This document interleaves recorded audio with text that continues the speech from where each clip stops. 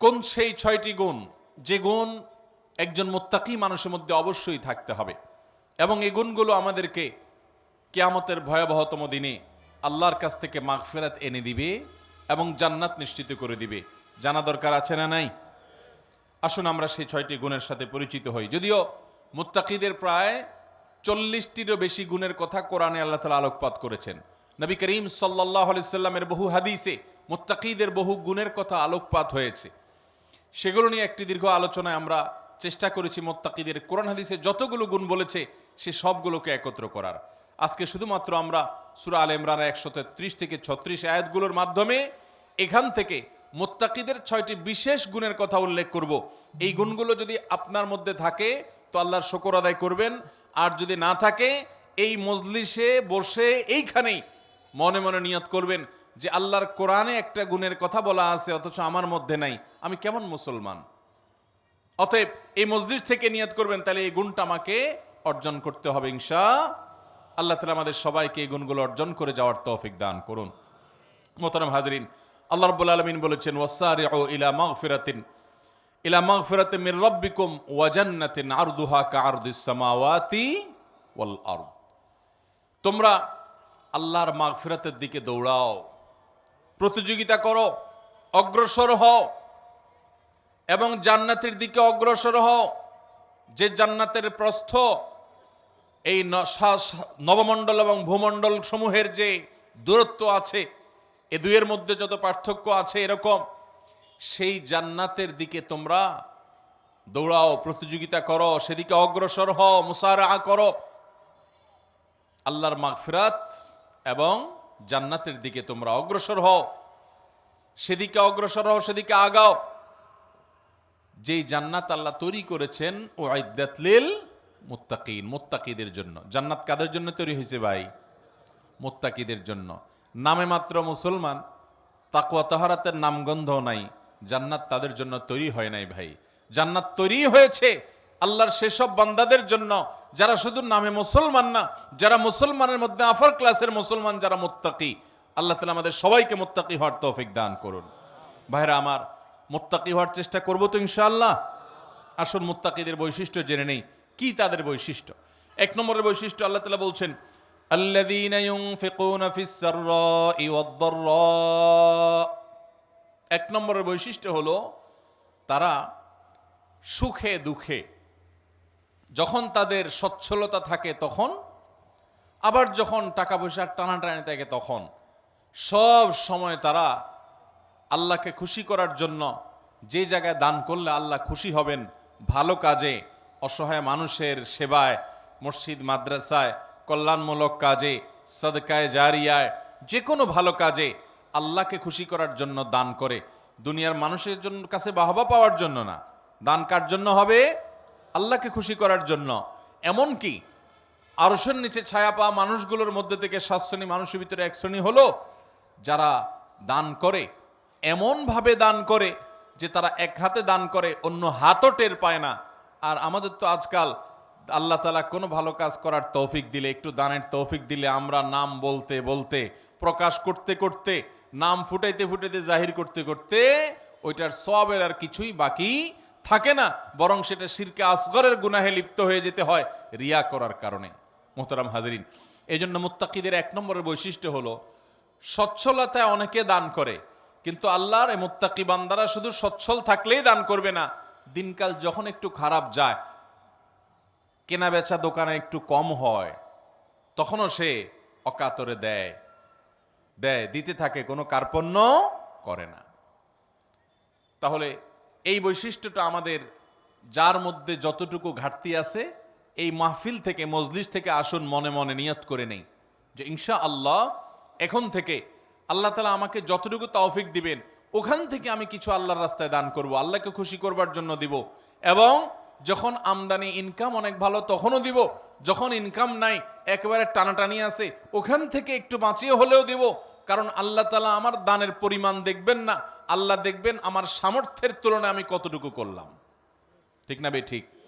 ভাইরা আমার, সাহাবা একরাম যা দান করেছেন রাদিয়াল্লাহু তাআলা আনহুম আজমাইন, তারা যা দান করেছেন আজকের যুগে এমন বহু লোক বাংলাদেশে আছে, পৃথিবীতে অনেক দানবীর আছে যারা এত কোটি কোটি টাকা, মিলিয়ন মিলিয়ন বিলিয়ন বিলিয়ন টাকা আল্লাহর রাস্তায় দান করে, দিনের কাজে দিয়ে দেয়, মানুষের সেবায় দান করে, হয়তো ইখলাসের সাথেও দান করে। পরিমাণ এত বেশি যে সব সাহাবী মিলেও এত টাকা দান করার সুযোগ পান নাই। কথা বুঝেন নাই? সাহাবীদের যুগে এত সহায় সম্পদ তো ছিল না। তারা যা দান করেছেন যদি পরিমাণ একত্র করেন, তাহলে আজকের যুগে এমন বহু পয়সাওয়ালা আছেন যে এক একটা মসজিদ মাদ্রাসার পিছনে 20-50-100 কোটি আরো অনেক বেশি খরচ করে ফেলেছেন। আছে না নাই? দেখা যাবে যে সাহাবা একরাম সবাই মিলে যা দান করছেন সেগুলোর বাজার মূল্য বের করলে এরকম একজনের দানের সমানও হবে না। এই হলো পরিমাণের অবস্থা। এবার আসেন দেখি ফজিলত এবং মর্যাদার অবস্থা। নবী করিম সাল্লাল্লাহু আলাইহি সাল্লাম বলেছেন সাহাবীদের সম্পর্কে, তোমাদের কেউ যদি উহুদের পাহাড় সমপরিমাণ স্বর্ণ আল্লাহর রাস্তায় দান করে, তো আল্লাহর নবী সাল্লাল্লাহু আলাইহি সাল্লামের সাহাবীদের কেউ সামান্য এক মুদ পরিমাণ অথবা তার চাইতেও কম পরিমাণ আল্লাহর রাস্তায় কিছু দান করলে সেটার যে পরিমাণ সওয়াব হবে, তোমাদের উহুদ পাহাড় সম পরিমাণ স্বর্ণের দানের সওয়াব ততটুকু হবে না। কিসের কারণে ভাই? তাদের দানের ভিতরে যে ইখলাস ছিল, তাদের জানের ভিতরে যে নিষ্ঠা ছিল, নিয়তের ভিতরে যতটা নির্ভেজাল ছিল, আমাদের দান আজ এতটা নির্ভেজাল। তাদের উপার্জন যত হালাল ছিল, তাদের ভেতরকার নিয়ত যত খালেস ছিল, আমাদেরটা ততটা না। এই জন্য ভাইরা, মুত্তাকি মানুষ হিসাবে আমরা সুখে দুঃখে সর্বাবস্থা দান করব। শুধু দান করলে হবে না, আল্লাহকে খুশি করার জন্য দান করব। আর্থিক ইবাদত পয়সা করে দান করলে এই ইবাদতটার মধ্যে ভেজাল বেশি ঢুকে। এই ইবাদতটার মধ্যে ভেজাল কেন ঢুকে? ভেজাল কারণ নিজের ভেতর থেকে নফস বলে, প্রবৃত্তি বলে, মন বলে, এতগুলো টাকা দিয়ে দিলাম, একটা বারের জন্য যদি আমার নামটা ঘোষণা না দেয় কেমন হয়? আমরা একটু বলতে পছন্দ করি, জাহির করতে পছন্দ করি। কিছু মানুষকে শুনাইতে পারলে নিজের কাছে একটু ভালো লাগে যে হ্যাঁ, তারা জানবে আমি দান করছি। এই রোগটা আমাদের মধ্যে আছে না নাই? ভাইরা আমার, এটা কোনো ভালো গুণ না। হ্যাঁ, কোনো ব্যক্তি যদি প্রকাশ্যে দান করে, মজলিসে দাঁড়াইয়া 50,000 1 লাখ টাকা কোনো ভালো কাজে দিবে নিয়ত করেন, তার উদ্দেশ্য থাকে যে আমার এটা শুনে আমার বন্ধু বান্ধব অনেকে আছেন তারাও অগ্রসর হবে, তাহলে সেটা ভালো। মানুষকে উৎসাহিত করার উদ্দেশ্যে করছি, আমি দানবীর এটা জানানোর দরকার নেই, এই উদ্দেশ্যে করলে ভালো। কিন্তু ভাইরা আমার, কিছু দান থাকতে হবে যেই দানগুলো আমি জানি, আমার রব জানেন, আমার স্ত্রীও জানেন না, আমার বন্ধু বান্ধবও জানেন না, মা বাপও জানেন না, ছেলে মেয়েরাও জানে না। এরকম কিছু দান রাখার চেষ্টা করতে হবে ইনশাআল্লাহ। আপনি গোপনে গোপনে একজন গরিবকে নিয়মিত টাকা পয়সা দিয়ে যান, একটা গরিব ফ্যামিলিতে নিয়মিত কিছু চাল কিনে দেন, নিয়মিত কিছু ভালো কাজ করেন, একটা মাদ্রাসায় কিছু টাকা নিয়মিত দেন। আপনি জানেন আর আপনার মালিক জানে, পরিবারের কাউকে জানেন না, বলার না। এরকম কিছু নিরালা, এরকম কিছু নিবৃতে দান করার চেষ্টা করব তো ইনশাআল্লাহ। আজকাল ফেসবুকের যুগ, ইউটিউবের যুগ, সোশ্যাল মিডিয়ার যুগ। 2-4-10 টাকা দান করার পর ওইটা জাহির করতে করতে, পোস্ট করতে করতে, ওইটার জন্য লাইক কমেন্টের ধান্দা করতে করতে আমরা আমাদের আমলগুলোকে বরবাদ করে ফেলি। ঠিক না ঠিক ভাই? অতএব সুখের সময় দান তো অনেকেই করে, দুঃখে কষ্টের সময়, টানাটানের সময় আমরা দান করব তো ইনশাআল্লাহ। যতটুকু আছে ওখান থেকে কষ্ট করে দান করব। অনেক সময় কষ্টের সময়ের 10 টাকা সচ্ছল সময়ের 10,000 টাকার চাইতে বেশি উত্তম হতে পারে। আল্লাহ দেখবেন যে আপনার আছেই 100 টাকা, সেখান থেকে আপনি 10 টাকা দিয়ে দিয়েছেন, আরেকজনের লক্ষ লক্ষ টাকা আছে, সেখান থেকে 10,000 দিছে। অতএব ত্যাগের পরিমাণ বেশি। অতএব সর্বাবস্থা দান করব তো ইনশাআল্লাহ। ইমানদার এবং মুত্তাকি যাদের জন্য জান্নাত তৈরি করা হয়েছে, তাদের দ্বিতীয় বৈশিষ্ট্য হলো ওয়াল কাযিমিনাল গাইজ, যারা তাদের ক্রোধ, গোসা এবং রাগকে সংবরণ করে। বহু মানুষ আছে ভাইরা আমাদের সমাজে, রাগ উঠলে আর মাথা ঠিক থাকে না, আছে না নাই? বরং বেশিরভাগ মানুষই আমরা এই রোগের রোগী। কি বলেন? রাগ উঠলে মাথা ঠিক থাকে না। জান্নাত যাদের হবে, যারা জান্নাতের মালিক হবে, যারা আল্লাহর পক্ষ থেকে মাগফিরাতকে পুরস্কার হিসাবে পাবে, ক্ষমা লাভের তৌফিক হবে যাদের, এই মানুষগুলোর দ্বিতীয় বৈশিষ্ট্য, মুত্তাকিদের বৈশিষ্ট্য আল্লাহ বলেছেন ওয়াল কাযিমিনাল গাইজ, তারা রাগ ক্রোধকে কি করবে? নিয়ন্ত্রণ করবে, সংবরণ করবে, আটকে ধরে রাখবে।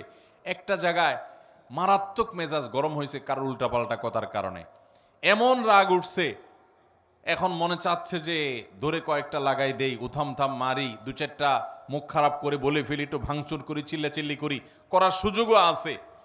কিন্তু ওই যে জান্নাত পাওয়ার আশায়, আল্লাহর কাছে প্রিয় বান্দা হওয়ার আশায়, আল্লাহর কাছ থেকে কিয়ামতের ময়দানে ক্ষমা লাভের আশায় সে নিজের রাগটাকে নিয়ন্ত্রণ করে, সংবরণ করে, হজম করে ঢোক গিলে ফেলেছে। রাগটা প্রকাশ করে নাই, বহুত কষ্টে মুখটা লাল হয়ে গেছে, কিন্তু মুখ দিয়ে কিছু বাইর হয় নাই, হাত দিয়ে কিছু করে নাই, জায়গা থেকে সরে গেছে, ওই স্থান ত্যাগ করে গেছে, নিজেকে নিয়ন্ত্রণ করার চেষ্টা করছে। আল্লাহর এই বান্দারা অনেক শ্রেষ্ঠ বান্দা, অনেক প্রিয় বান্দা। এই গুণটা আমাদের আনার জন্য যুদ্ধ করতে হবে, নিজের সঙ্গে সংগ্রাম করতে হবে। ঘরে ঘরে আজ অশান্তি, সমাজে সমাজে আজ অশান্তি, পরিবারে পরিবারে আজ অশান্তি। এই দোষটার কারণে, এই ত্রুটির কারণে। স্বামীর কথা স্ত্রী সহ্য করে না, স্ত্রীর কথা স্বামী সহ্য করে না, বাপমার কথা ছেলে মেয়ের সহ্য হয় না, ছেলে মেয়ের কথা বাপমার সহ্য হয় না, ভাইয়ের কথা ভাইয়ের সহ্য হয় না, কাস্টমারের কথা দোকান মালিকের সহ্য হয় না, মালিকের কথা শ্রমিকের সহ্য হয় না, একজনেরটা আরেকজনের সহ্য হয় না, আর লেগে যায় গন্ডগোল। দুনিয়াতেও ক্ষতিগ্রস্ত হয়, লজ্জিত হয়, লাঞ্ছিত হয়, ছোট হয়, আখিরাতেও তার ধ্বংস হয়ে যায়। ঠিক না বে ঠিক? এক সাহাবী এসে বলছেন, ইয়া রাসূলুল্লাহ আউসিনি, আমাকে আপনি একটু উপদেশ দেন। নবী করিম সাল্লাল্লাহু আলাইহি ওয়াসাল্লাম বলেছেন, লা তাগদাব, তোমার জন্য উপদেশ হলো তুমি রাগ করবা না।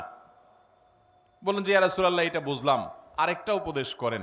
নবী করিম সাল্লাল্লাহু আলাইহি ওয়াসাল্লাম বলেছেন, দ্বিতীয় উপদেশও হলো রাগ করবা না। বলে ইয়া রাসূলুল্লাহ বুঝলাম, আরেকটা করেন। নবী করিম সাল্লাল্লাহু আলাইহি ওয়াসাল্লাম বলেছেন, লা তাগদাব, তৃতীয় উপদেশও তোমার জন্য একটাই, যে রাগ করবা না। এরপর নবী করিম সাল্লাল্লাহু আলাইহি ওয়াসাল্লাম বলেছেন একবার, লা তাগদাব ওয়ালাকাল জান্নাহ, রাগ করবা না, জান্নাত তোমার হবে। রাগ করবা না, জান্নাত তোমার হবে।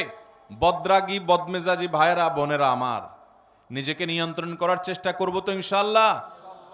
মনে রাখবেন, রাগ আসলো আর ছেড়ে দিলেন যেখানে সেখানে, মাত্রা জ্ঞান রাখলেন না কার সামনে কোন জায়গায় কতটুকু রাগ ছাড়া যাবে, কতটুকু রাগ ছাড়লে আপনার মুখ খারাপ হবে না, আপনার দ্বারা আল্লাহর হারাম কাজ হবে না, গুনাহ হবে না, আল্লাহর সীমা লঙ্ঘন হবে না, সেই মাত্রা জ্ঞান রেখে পরিমাপ করে করে রাগ জাহির করতে হবে, নিজেকে নিয়ন্ত্রণ করতে হবে। নবী করিম সাল্লাল্লাহু আলাইহি ওয়াসাল্লাম বলেছেন, সবচেয়ে বড় বীর বাহাদুর হলো যে ব্যক্তি রাগের সময় নিজেকে নিয়ন্ত্রণ করতে পারে। অনেক শরীরে শক্তি আছে, এটা আসল বীরত্ব না, রাগের চোটে শরীরে আগুন ধরে গেছে, মাগার নিজেকে বহুত কষ্ট করে ঠান্ডা করে রাখছে। রাগ নিয়ন্ত্রণ করতে পারে না দেখে ওই জায়গা থেকে বের হয়ে গেছে, মোবাইলে রাগ উঠে গেছে দেখে মোবাইল কেটে বন্ধই করে দিছে, রাগ বেশি হয়ে গেছে দেখি দাঁড়ানো থেকে বসে গেছে, বসা থেকে শুয়ে গেছে, উজু করে নিয়েছে, তারপরেও নিজেকে কন্ট্রোলে রাখছে, রাগের কারণে পরিস্থিতি খারাপ হতে দেয় নাই। এই মানুষগুলো আল্লাহর প্রিয় বান্দা। আমরা চেষ্টা করব তো ইনশাআল্লাহ। দেখেন, জান্নাত যার তার জন্য না ভাই।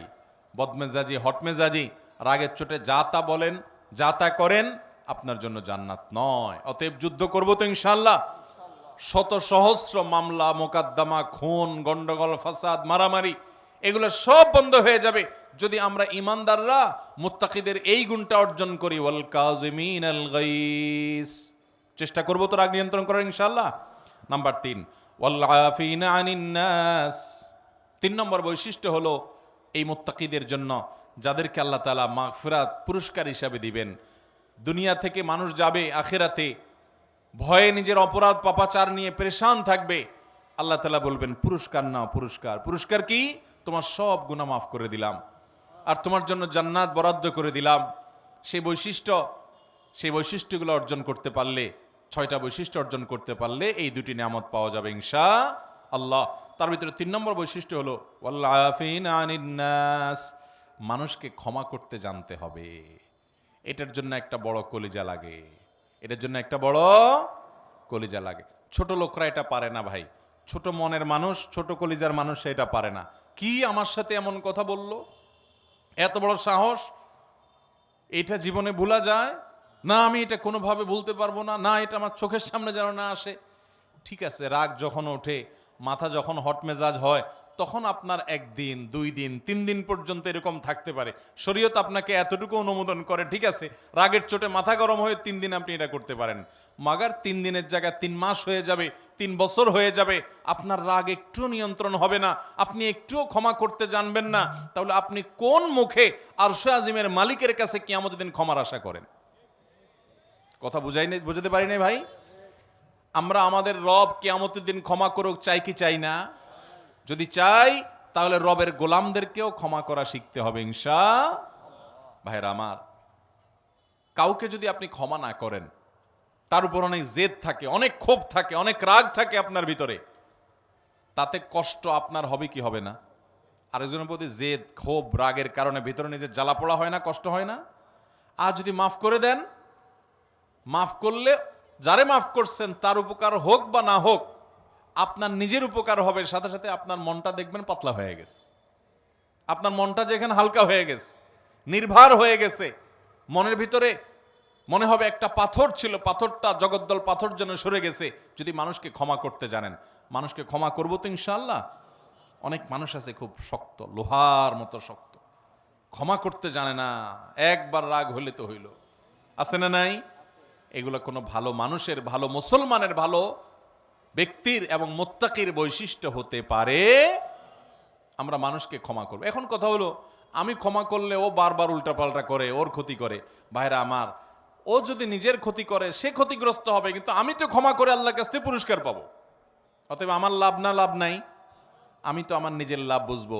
পাগলেও নিজের লাভ বুঝে, কিন্তু আমরা নিজেরটা অনেক সময় লাভ বুঝি না। নিজের লস করে হলেও আরেকজনের উপকার করার চেষ্টা করি। আরে ভাই, তার সংশোধন যদি না হয়, আমার অধীনস্থ হলে তাকে আমি শাসন করব, জোর করব, জবরদস্তি করব, রাগ করব, নিয়ন্ত্রিত রাগ, যে রাগের ভিতরে কটু কথা থাকবে না, বিশ্রী কথা থাকবে না, গালমন্দ থাকবে না, জুলুম থাকবে না, সেরকম রাগ করব অধীনস্থ হলে। কিন্তু সেটাও নিয়ন্ত্রিত রাগ হতে হবে। আর মনে রাখতে হবে, ক্ষমা করতে জানলে আল্লাহ ক্ষমা করবেন কোন এক সালাফ, তার অধীনস্থ বারবার একই ভুল করে, বারবার একই ভুল করে, তো এতবার একই ভুল করার কারণে উনি রাগ হয়ে বলছেন, তোমাকে কতবার আর ক্ষমা করবো এই একটা ভুলের কারণে? তখন সে কানে কানে ওনাকে বলছেন, কিয়ামতের ময়দানে আল্লাহর কাছে দুনিয়াতে একই পাপ যতবার করার পরও মাপের আশা রাখেন, আমাকে ততবার করলেই হবে। আল্লাহ তাআলা আমাদেরকে মানুষকে ক্ষমা করার মতো উদার মন মানসিকতা লালন করার তৌফিক দান করুন। তাহলে মুত্তাকিদের 3 নম্বর বৈশিষ্ট্য হলো ওয়াল আফিনা আনিন নাস, যারা মানুষকে ক্ষমা করে। 4 নম্বর হলো ওয়াল্লাহু ইউহিব্বুল মুহসিনিন, আল্লাহ তাআলা ইহসানকারীদেরকে ভালোবাসেন। অর্থাৎ এটাও মুত্তাকিদের একটা বৈশিষ্ট্য হবে যে তারা ইহসান করবে। ইহসান মানে যে কোনো ভালো কাজ করবে, আল্লাহর বান্দাদের প্রতি অনুগ্রহ করবে, পরোপকারী হবে, মানুষের উপকার করবে। ভাইরা আমার, ডক্টর খন্দকার আব্দুল্লাহ জাহাঙ্গীর রাহিমাহুল্লাহ এদেশে ক্ষণজন্মা একজন আলেমে দ্বীন ছিলেন, ইসলাম বিশ্ববিদ্যালয় কুষ্টিয়ার হাদিসের প্রফেসর ছিলেন, বহু গ্রন্থ এর রচয়িতা ছিলেন। স্যার রাহিমাহুল্লাহ বলেছেন যে আল্লাহ তাআলা আমাকে কোরআন হাদিসের যতটুকু ইলম দিয়েছেন, দেশে বিদেশে বিভিন্ন ইউনিভার্সিটিতে মাদ্রাসায় দীর্ঘকাল পড়াশোনা করে, শিক্ষকতা করে, ইউনিভার্সিটিতে হাদিস পড়ায় যতটুকু আমি কোরআন হাদিস এবং ইসলামের বই পুস্তক পড়ে ইলম অর্জন করেছি, আমি বুঝেছি গোটা ইসলামের জিস্ট 2টা কথা। তার একটা হলো আল্লাহর প্রতি ঈমান আনার পর এবং আল্লাহর মৌলিক মোটা মোটা ফরজ বিধানগুলো মানার পর আল্লাহর জমিনে যে আমলটাতে আল্লাহ সবচেয়ে বেশি খুশি হন, সেটা হলো কোনো মানুষ যখন কোনো মানুষের উপকার করে। আর দ্বিতীয় কথা যেটা শুনলাম, বুঝলাম কোরআন হাদিস থেকে, সেটা হলো যে কুফরির পর, বড় বড় কবিরা গুনাহগুলোর পর আল্লাহ সবচেয়ে বেশি নাখুশ হন, অসন্তুষ্ট হন বান্দা যখন আরেকজনের ক্ষতি করে, ক্ষতি করার চেষ্টা করে, পিছে লাগালাগি করে। ভাইরা, এই রোগটা, মানুষের পিছে লাগার রোগটা আমাদের মধ্যে আছে না নাই? আছে। অযথা দেখবেন মহিলাদের মধ্যে রোগ আছে, দোকানদারদের মধ্যে রোগ আছে, রাজনীতিবিদদের মধ্যে রোগ আছে, হুজুরদের মধ্যে রোগ আছে, সাধারণ মানুষের মধ্যে রোগ আছে, যে পিছে লাগ, এর গোষ্ঠী উদ্ধার কর, আছে না নাই? ইমানদার কারোর পিছে লাগবে না ভাই। ইমানদার নিজের চরকায় তেল দিবে। আমার কি হবে কিয়ামতের ময়দানে আমি জানি না। জীবনে 4 রাকাত নামাজ ঠিকমতো নামাজ পড়ে, মনোযোগের সাথে, খুশুখুশুর সাথে পড়ে আল্লাহর কাছে পেশ করার মতো রেডি করতে পারি নাই, কত ত্রুটি, কত মনোযোগ কোন দিক চলে যায়। সেখানে আমি সারা দুনিয়ার মানুষকে নিয়ে লাগবো, আমার নিজের কি হবে সেই চিন্তা করবে, সেই সাথে অন্যের ইসলাহ করব, মানুষের ক্ষতি করার উদ্দেশ্যে, ছিদ্র বের করার উদ্দেশ্যে, দোষ ধরার উদ্দেশ্যে পিছনে লাগালাগি করা, ধর্মের নামে, ইসলামের নামে আমরা অনেক সময় এক গ্রুপ আরেক গ্রুপের বিরুদ্ধে লাগি কি লাগি না ভাইরা, ফেসবুকে, সোশ্যাল মিডিয়াতে, অনলাইনে, অফলাইনে। তো ইমানদার এটা করবে না। ইমানদার পরোপকারী হবে, মানুষের কল্যাণকামী হবে, ইহসান করবে এবং যে কোনো ভালো কাজ পাইলেই সেটা করার চেষ্টা করবে। আল্লাহু ইউহিব্বুল মুহসিনিন। 5 নম্বর বৈশিষ্ট্য হলো ওয়াল্লাযীনা ইযা ফাআলু ফাহিশাতান আও যালামু আনফুসাহুম যাকারুল্লাহ।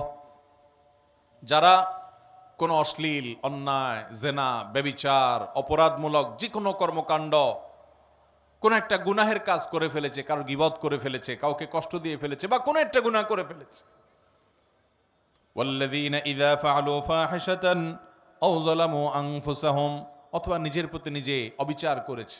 ভাইরা আমার, আমরা গুনাহ করলে কার ক্ষতি হয়? আল্লাহর ক্ষতি হয়। আল্লাহর কোনো হুকুম লঙ্ঘন করলে আল্লাহর ক্ষতি হয়। আল্লাহর কোনো ঠেকা আছে ভাই? আমরা দুনিয়ার সব মানুষ মিলে যদি একত্র হয়ে সবাই মিলে যদি হারামে চলে যাই, আল্লাহর কোনো লস আছে? আল্লাহর কোনো লস নাই। আর আমরা সবাই মিলে যদি আল্লাহর গোলামি শুরু করে দিই, আল্লাহর কোনো লাভ আছে? আল্লাহর কোনো ঠেকা নাই ভাই।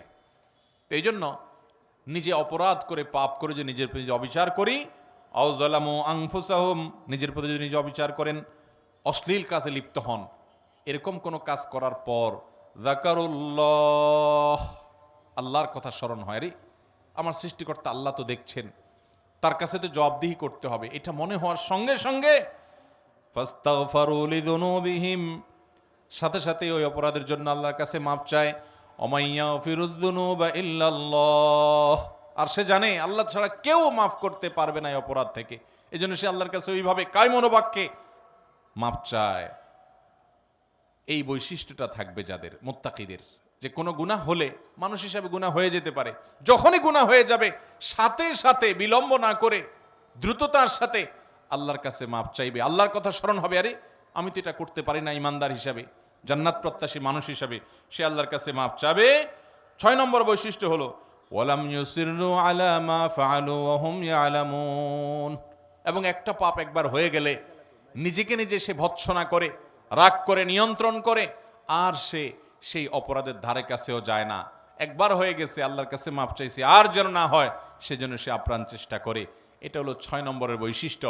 এই বৈশিষ্ট্যগুলো আবারও আমি এক নজরে বলে দিচ্ছি। নাম্বার 1, যারা দান করে সুখে দুঃখে সর্বাবস্থায়।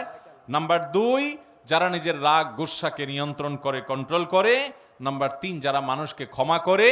নাম্বার 4, যারা মানুষের প্রতি ইহসান করে এবং যে কোনো ভালো কাজ সে করার চেষ্টা করে। নাম্বার 5, কোনো অশ্লীল কাজ করলে, কোনো গুনাহের কাজ করলে, নিজের প্রতি নিজে জুলুম অবিচার করে ফেললে সাথে সাথে আল্লাহর কথা স্মরণ হওয়ার সাথে সাথে সে ক্ষমা চায়, মাপ চায়, ফিরে আসে। আর নাম্বার 6, সেই পাপ কাজ আর কখনো করে না। এই 6টি বৈশিষ্ট্য যাদের থাকবে, আল্লাহ বলেছেন উলাইকা জাযাউহুম মাগফিরাতুম মির রাব্বিহিম ওয়া জান্নাত, এই লোকগুলোর আল্লাহর পক্ষ থেকে কিয়ামতের ময়দানে এই 6টা বৈশিষ্ট্য নিয়ে যদি কেউ যেতে পারে, তো আল্লাহর পক্ষ থেকে সে ক্ষমা এবং মাগফিরাত এটা পুরস্কার হিসাবে গ্রহণ করবে এবং জান্নাত লাভ করবে। তাজরি মিন তাহতিহাল আনহার, যার তলদেশ দিয়ে নহর প্রবাহিত হবে, সেই চিরসুখের ঠিকানা জান্নাত পাবে। খালিদিনা ফিহা, সেখানে সে চিরকাল থাকবে। ওয়া নি'মা আজরুল আমিলিন, আর আল্লাহর জন্য আমলকারী বান্দাদের পুরস্কার কতই না সুন্দর এবং উত্তম হবে ইনশাআল্লাহ। মুত্তাকিদের এই 6টা গুণ অর্জন করার চেষ্টা করব তো ইনশাআল্লাহ। আমি যেটা শুরুতে বলেছি এখন আবারও বলছি, আপনার আমার ভিতরে সেটা আছে না নাই ওইটা রিলেট করি, ওইটা খেয়াল করি, যেটা নাই ওইটা আনার চেষ্টা করি, করবো তো ইনশাআল্লাহ। আল্লাহ তাআলা আমাদের সবাইকে তৌফিক দান করুন।